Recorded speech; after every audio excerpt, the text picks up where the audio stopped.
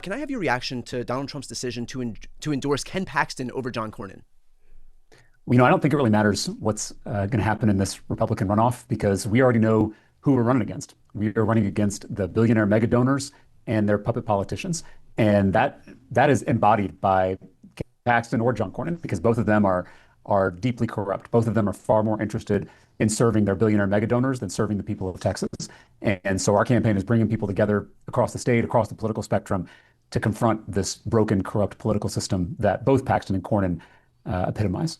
And can you give a little bit of an indication of like some conversations you've had with Republicans or independents or non-voting Democrats, whatever it may be in your state? Because I think, obviously to win statewide in Texas, you're going to need support from across the political spectrum. But I'm just wondering what people have been saying to you, anecdotal though it may be, that would give an indication of what the general feeling among Texans is. Yeah, I've been traveling to every corner of the state, red areas, blue areas, purple areas alike. I've gone from Beaumont in far east Texas to El Paso in far west Texas. I've traveled from Amarillo in the Panhandle all the way down to Brownsville in the Rio Grande Valley and everywhere in between. And we've had tens of thousands of Texans showing up to rally with us at these events. We keep having to move venues because there are so many people interested in this movement that we're building. And I can't tell you the number of people who come up to me at the end of these events and whisper, "I'm not a Democrat," like they're in the witness protection program or something. Yeah. And they all think they're the only one. But after you have, dozens of those conversations at every event, you start to realize that this is a bipartisan backlash against the extremism and the corruption in our government and our politics. And so I think we're building something really special here on the ground. And you see it, in the polling results. So it's not just anecdotal. We are seeing, in every public poll that's come out in recent weeks that we're leading both Ken Paxton and John Cornyn. And so we are, for the first time in Texas, in a position to actually win statewide, transform this broken, corrupt political system, and change American politics in the process. And what does that look like, changing the American political system? Like if Democrats are able to bring about a majority in the House and Senate, ultimately get control of the White House, what does a new iteration of not just the party but our system of government look like? What would you want to see done that we haven't been able to accomplish thus far? There are so many issues that we have to tackle once we have a Senate majority. But I would say the number one issue should be comprehensive political reform. It should be getting big money out of our politics, banning corporate PACs, banning super PACs, overturning Citizens United, and banning members of Congress from trading stocks and enriching themselves while they're in public office. But it also should include going after the forms of corruption that don't involve money.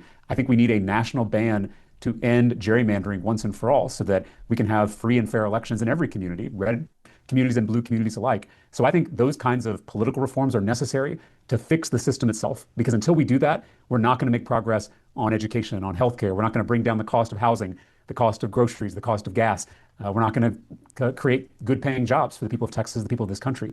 So political reform, I think, has to be our top priority. And by the way, that's self-evident because we have so much corruption that the Trump administration and these politicians are swimming in right now. Yes. And the results or lack thereof are a testament to exactly what you just said. We don't have better infrastructure. We don't have better healthcare spending. We don't have any of the things that Trump himself ran on because the corruption kind of prevents you from being able to even do that because there's no legitimate outcomes coming out of this yes. government.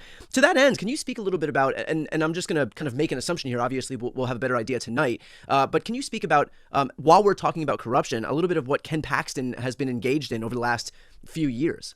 That we were just talking about. He was impeached 3 years ago by his own party for using his public office, his position of public trust, to enrich himself and his donors at our expense.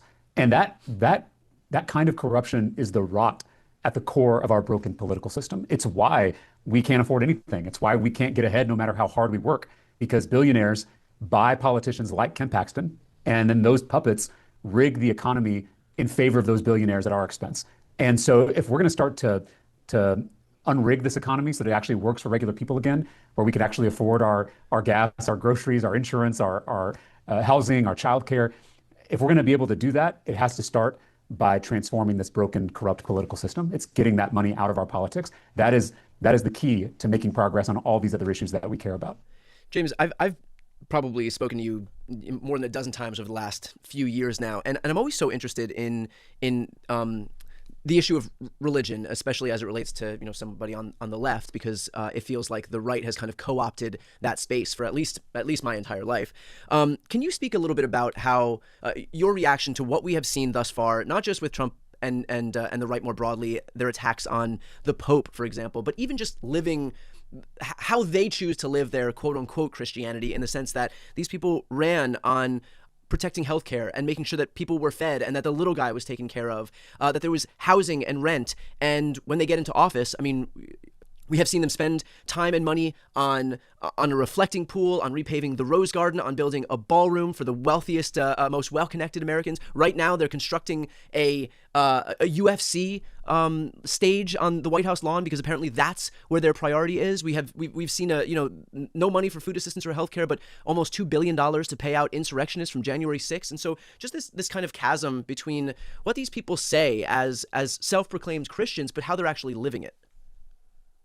Well, we're living in an era of corruption. We've talked about our political corruption. We've talked about the economic corruption, where the top 1% owns more wealth than the entire middle class.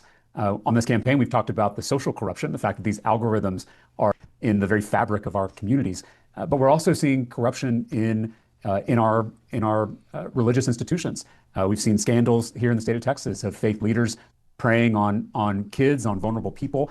And so this corruption really infects every facet of American life, and people can feel that. It's why I think you're seeing such a backlash to this corruption, because it's everywhere across our country.